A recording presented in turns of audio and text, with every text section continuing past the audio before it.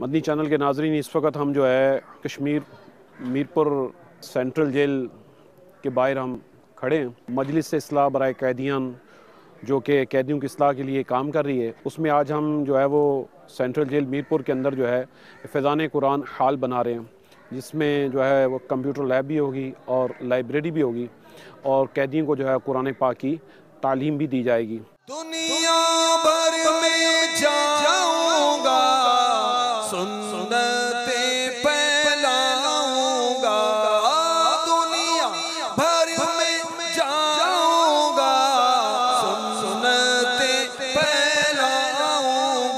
कहिए दुनिया भर में जाऊंगा, सुन्नते फैलाऊंगा। चीन हो या बांग्लादेश या के हिंदुस्तान है।